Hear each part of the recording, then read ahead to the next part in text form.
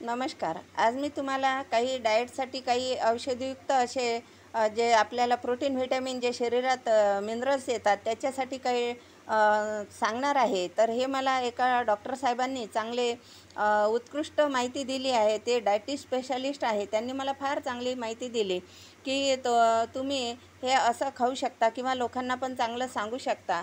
म्हणून मी हे कडधान्य भिजत टाकले आहे. पहा जर लहान लेकरापासून खात असेल तर 30 वर्षापर्यंत ते असे कच्चेही खाऊ शकते. हे कच्चे दाणे भिजत टाकलेले आहे. मोठ, बरबटी आणि हरभरे याच्यात आपण तूर टाकू शकतो, मूग टाकू शकतो. जे जे आहे कडधान्य ते टाकू शकतो याच्यात. आणि हे कच्चे खाऊ शकतात मीठ टाकून. कारण त्यांची पचनक्रिया चांगली असते म्हणून ते पचवू शकतात. तर हे सकाळीच खायचे आहे. 1 प्लेट खायचे. नंतर मग त्याच्यासोबत काही सलाद खायचं आहे. जसं काकडी, गाजर, जे काही सलादचे प्रकार असतील ते याच्यासोबत खायचे आहे. आणि जर ते 30 ते 40 वर्षाच्या वयोगटात असेल तर ते असे फ्राय करून खाऊ शकते. याच्यात तेल मीठ टाकून आपण चांगले भाजून घेतले आहे. हे चांगले भाजले आणि व्यवस्थित झाले आहे आणि हे ते खाऊ शकतात. त्यांना ते पचते तेवढं.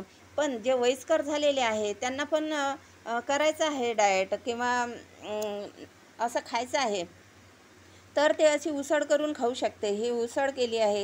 हे शिजलेली आहे. शिजूनही ते खाऊ शकतात. कोणते जे 40च्या नंतर जे लोक आहेत त्यांना पचनक्रियेची क्षमता कमी असते म्हणून ते हे असे वाफवून किंवा उकळून किंवा उसळ वगैरे करून खाऊ शकतात. म्हणून हे असं खाद्य करायचं आहे आणि हे सकाळी खाल्लं की नंतर दुपारी मग जेवण करायचं आहे. 2:30 अडीचच्या दरम्यान जेवण करायचं. तुम्हाला जे काही जेवायचं आहे ते जेवा. भाजी-पोळी वगैरे काय खायचं. आणि ह्या ज्या याच्यातून जे कडधान्य आहे याच्यातून तुम्हाला चांगलं प्रोटीन, चांगलं सगळे मिनरल्स मिळू शकते याच्यातून.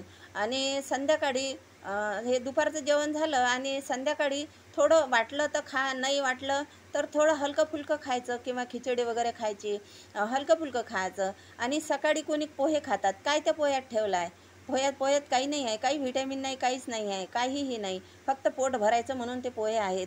पण जर आपण हे कडधान्य खाल्लं, हे घरात जर बनवलं आणि सर्वांना दिलं लेकरांना, तर सर्वांचेच विकार नाहीसे होईल आणि सर्वच लोक चांगले राहतील घरातील. आणि घरात विकार होणार नाही कुठलेही आणि सगळे गुणधर्म आपल्या शरीरात जातील. म्हणून हा व्हिडिओ मी बनवलेला आहे. जर व्हिडिओ चांगला वाटला असेल तर शेअर करा आणि सबस्क्राईब करा. धन्यवाद.